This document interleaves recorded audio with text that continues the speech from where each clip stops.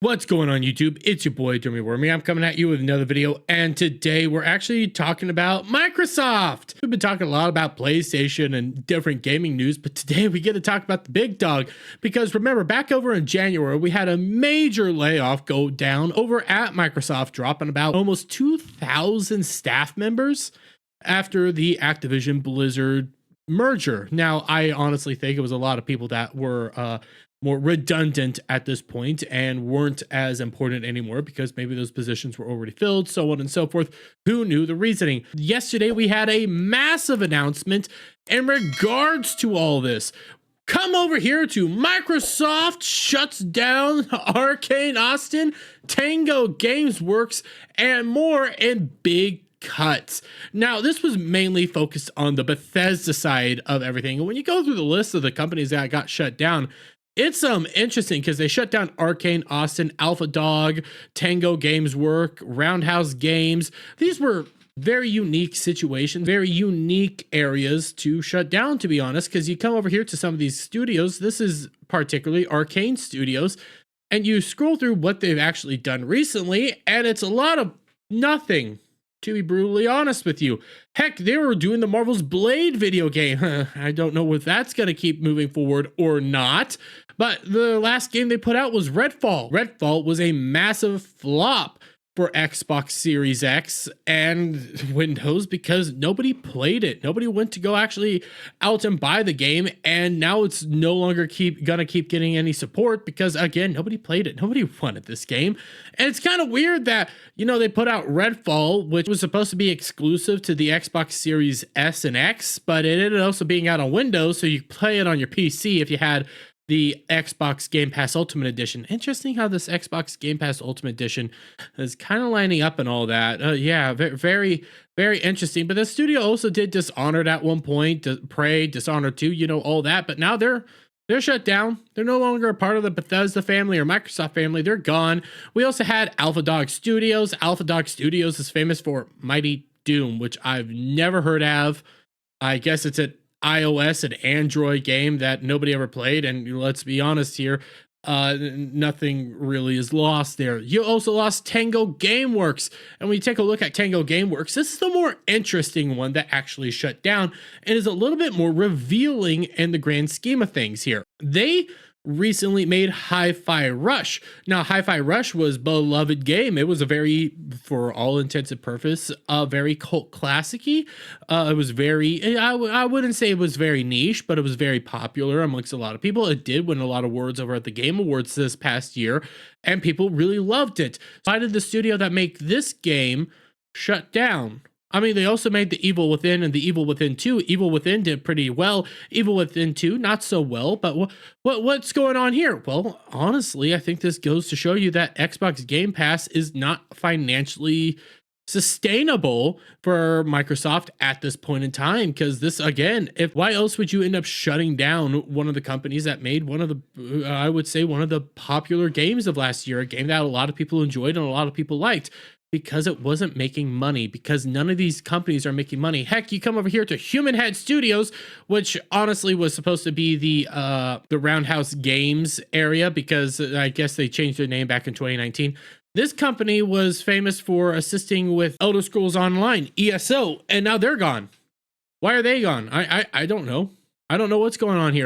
But I think the long and short of it is that Microsoft's in a bit of a pickle. Not a whole lot of things are actually producing money. Not a whole lot of things are actually as successful as they want you to believe. Heck, we still don't even have a full understanding of how well Starfield did last year. I mean, this is a big issue with these games. Gaming industry right now has a massive bloat. A lot of these companies and a lot of these areas have massive amount of bloat going into their company because they have too many individuals actually working for them. They have too big of budgets. They're having all sorts of issues go on constantly in regards to their actual video games themselves. So their prices are going up and up and up. Now, on top of that, you have them throwing it out on Game Pass, where if you sign up for Game Pass, $20 a month, honestly a good bargain. But by doing so, your big budget games like Starfield, for example, it's you're gonna start losing sales because more people will chip out the $20 a month to go play Starfield on their console for relatively cheap compared to $60, or they'll chip out the $40 to get the Ultimate Edition to play Starfield on their PC. Why would I pay full price for a video game when I can pay a smaller amount of money to play the same game, maybe have a little lag here or there just because of connection servers and so on and so forth for relatively a cheaper price? Why not just go do that? That's a big issue that Microsoft is dealing with. Now, Game Pass, they need to crack that code. Game Pass is a phenomenal idea. It's been working for them relatively well, but this also shows you that the Game Pass hasn't been making them money. It hasn't been doing well.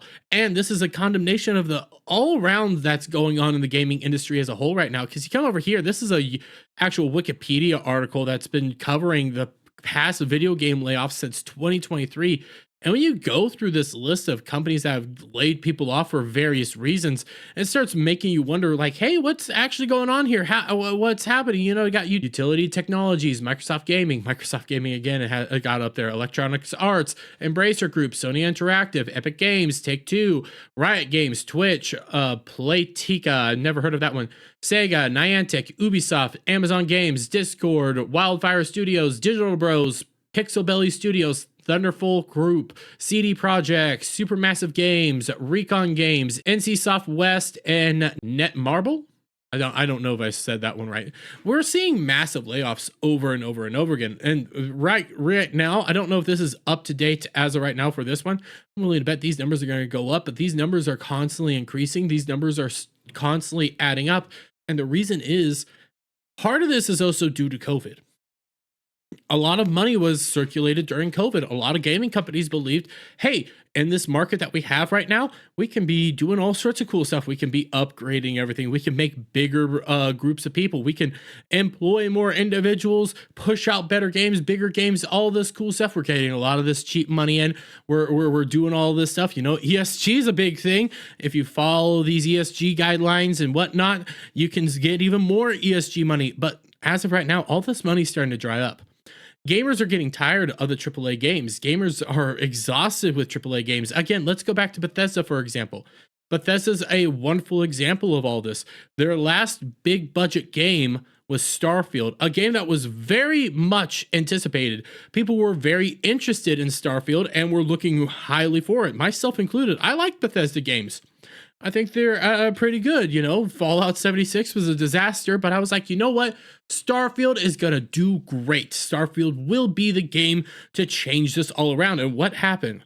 Starfield launched. And what did you get? You got a buggy game that was broken. I couldn't play it on either my Xbox or my PC. It was filled with absolutely nothing to do. The world was lacking. You constantly were stuck in loading screen after loading screen after loading screen, and people rejected it. People were tired of it. People don't like what they're being given right now in regards to AAA studios, AAA gaming. We're seeing a massive failure of AAA games right now in the long run, and more individuals going to AA games and indie games. Take a look at Helldivers, for example. Even though we had this massive controversy in regards to Helldivers, people still like that game. People still play that game. After the controversy was done, so many people came out and just started playing that game, celebrating that game. Those games are popular. Stellar Blade, super popular right now. Even with its controversy with all the censorship, people still like that game, and people think the game's actually fun to play and are enjoying every second of it. Palworld. I haven't played Palworld for a while. Palworld's getting a new update. New stuff's coming to Palworld. People are going over there because what's being given to gamers right now, honestly, is boring. It's lackluster. It's not doing what AAA studios were promising us to do. And they're all becoming very repetitive, bland, boring cash grabs that don't produce anything because they're too bloated to actually do the job that they need to do.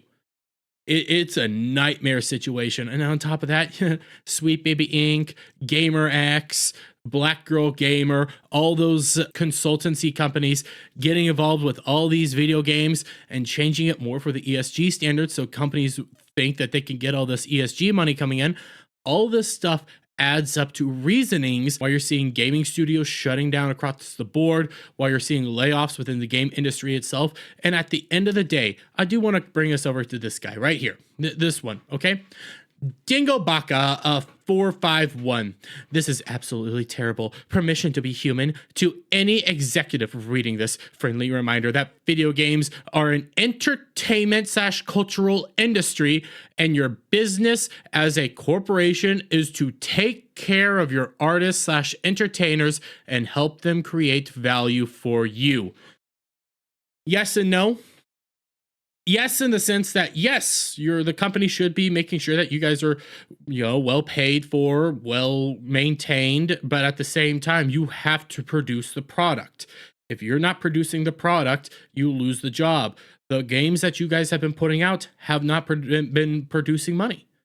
That's what it boils down to. A lot of these people view this as art, culture. We get whatever we want. We need to be taken care of. But at the end of the day, this is business.